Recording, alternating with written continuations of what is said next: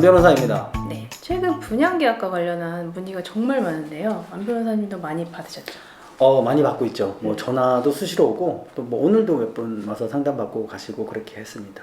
아마 지금부터 한 2년 전쯤에 부동산 경기가 한참 좋았을 때 그때 당시에 분양계약을 이렇게 체결했던 그런 물건들이 이제 완공이 되면서 뭐 입주 시기가 지정되고 이러면서 이제 이것을 어떻게 처리하면 좋겠냐 이것을 고민하시는 분들이 상담을 많이 오고 계신 것 같습니다. 네. 특히 최근에는 분양계약 해제와 관련해서 문의가 정말 많은데, 그래서 저희가 오늘은 분양계약 해제와 관련된 문제점에 대해서 조금 얘기를 해보고자 합니다. 우선 최근 들어서 분양계약 해제 관련 문의가 많아진 어떤 특별한 이유가 있을까요? 특별한 이유가 있죠. 그러니까 뭐 쉽게 말씀을 드리면 몇 년 전에 부동산 경기 한창 좋았을 때 물론 실거주 목적으로 뭐 그게 오피스텔이든 뭐 아파트든 뭐 여러 가지 부동산을 계약하시고 하시는 분들이 많았겠죠. 근데 또 일부에서는 실거주 목적이 아닌 단순히 중간에 전매, 흔히 말하는 전매해서 피 받고 넘기고 그냥 나는 빠지고 수익금 조금 받고 뭐 이런 목적으로 계약을 하셨던 분들도 상당수 있었을 거예요. 그런 분들이 이제 최근 들어서 조금 문제가 되시는 것 같은데 그렇게 되다가 그 부동산 경기가 계속 좋게만 흘러갔으면 아무 문제가 없겠죠. 당연히 예상했던 대로 계약금 조금 내고 그리고 뭐 좀 흘러가다가 뭐 프리미엄 받고 좀 자기는 빠지고 수익금 남기고 그러면 아무 문제가 없었을 텐데 다 아시다시피 지금은 그런 상황이 전혀 아닙니다. 고물가, 뭐 고금리, 그리고 지속되는 경기 침체, 뭐 저희가 뭐 경기를 뭐 어떻게 분석하고 하는 전문가들은 아니지만 대략적으로 흘러가는 것은 누구나 다 알고 있잖아요.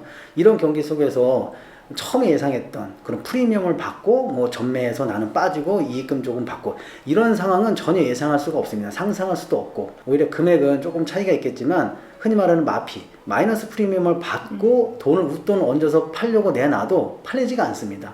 그러니 이런 상황에서 잔금을 지급하고 빨리 입주하라 이런 시기가 막 다가오고 있으니 이것을 어떻게든 해결하고 분양계약에서 좀 빠져나오려고 하는 그런 분들이 좀 고민 끝에 상담을 의뢰하고 있는 것이 아닌가 그런 생각이 듭니다. 네.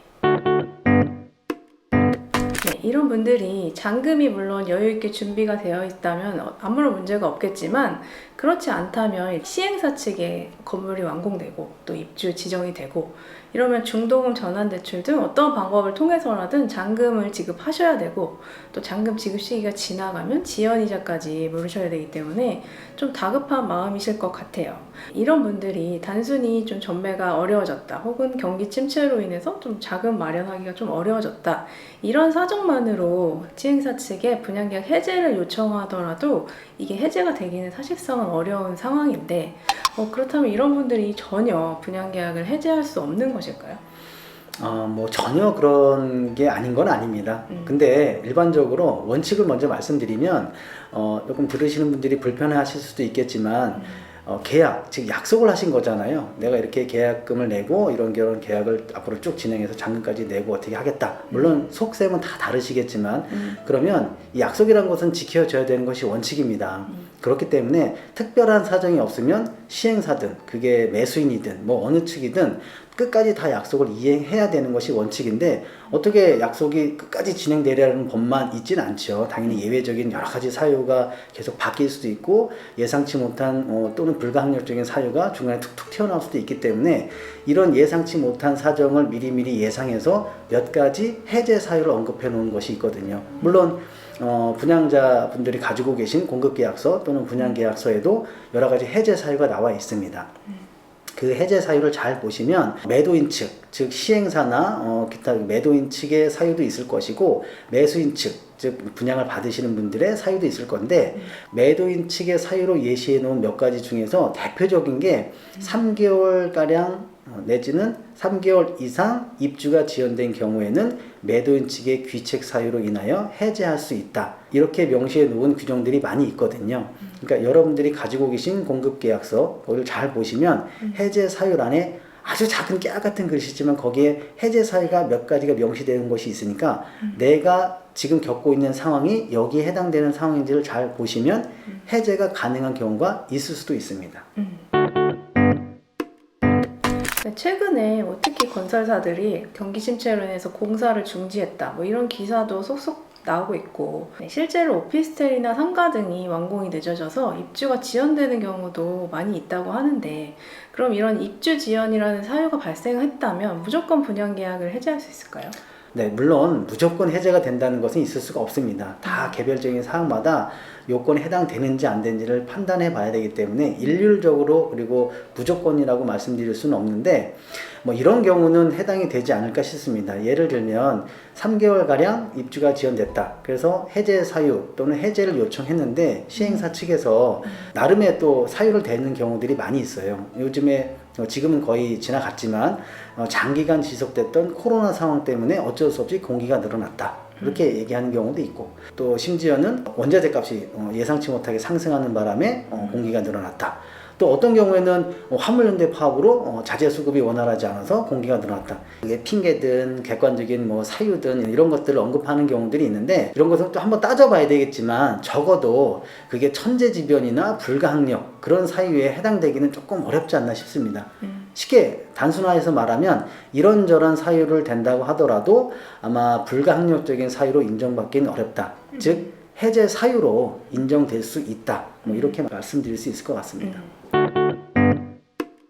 그러면 이렇게 실제로 입주 지연 등으로 인해서 해제가 가능하다고 하면 해제의 효과는 어떤 것인가요? 네, 방금 말씀하신 것을 상담하시는 분들이 가장 궁금해 하세요. 뭐 해제가 되면 뭐 어떻게 되는 거냐? 그러면서 이제 알고 계신 것은 계약금 줬던 거 돌려받는 거 정도까지는 다 알고 계실 겁니다. 대부분의 분들이. 근데 법에서 말하는 계약, 어떠한 계약이 해제됐다. 그러면 법적으로는 소급표가 있거든요. 즉 처음부터 없었던 것으로 다 돌려놓으라는 거예요. 서로 주고받은 게 있으면 다시 다 돌려놓고. 그래서 여기에 따라서 발생하는 효과가 계약금을 줬으니까 계약금을 다시 돌려줘야죠. 근데 그럼 계약금 원금만 돌려주면 되냐? 그것이 아니라 처음부터 없었던 상태로 돌려놔야 되기 때문에 계약금을 2년 전에 줬다. 그럼 2년 동안 발생한 이자가 있겠죠. 이자까지 합쳐서 돌려줘야 됩니다. 그리고 중도금 같은 경우에도 내가 중도금을 주는 경우도 있지만 물론 대출 기관을 통해서 중도금 대출을 받아서 지급하는 경우도 있는데 어쨌거나 그것도 내가 지급한 중도금이니까 그 중도금에 대한 반환 그리고 마지막으로 요거는 잘 모르시는 것 같은데 매도인 측, 즉 시행사 측의 잘못으로 귀책 사유로 인해서 해제를 당하는 경우가 있기 때문에 그런 경우에는 아마 공급계약서도 다 나와 있듯이 잘못된 거에 대한 위약금을 물어야 됩니다. 보통 전체 분양대금의 한 10% 정도를 위약금으로 정해놓는 경우가 있는데 이런 경우에는 제가 지금 말씀드린 계약금 돌려주고 그리고 중도금 돌려주고 플러스 위약금까지도 다 돌려줘야 정당한 원상 회복이 되는 것입니다. 그래서 지금 말씀드린 총 3가지 정도를 돌려받게 됩니다.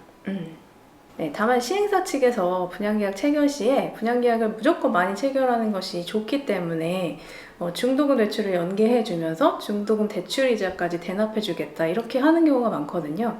그래서 이런 경우에는 시행사 측에서 대납해준 대출이자는 다시 반환하셔야 되고 또 임대사업자로 등록하시는 경우도 많잖아요. 그래서 임대사업자로 등록해서 부가세까지 환급을 받으신 경우에는 이 환급받은 부가세도 당연히 반환하셔야 됩니다. 네, 오늘은 분양계약 해지에 대해서 한번 이야기를 해봤는데요. 어떤 사정이든지 분양계약을 되돌리고 싶은 마음이 있으시다면 본인들이 체결할 때 갖고 있던 분양계약서의 해지 관련 조항을 한번 살펴보시는 게 도움이 될 것 같습니다.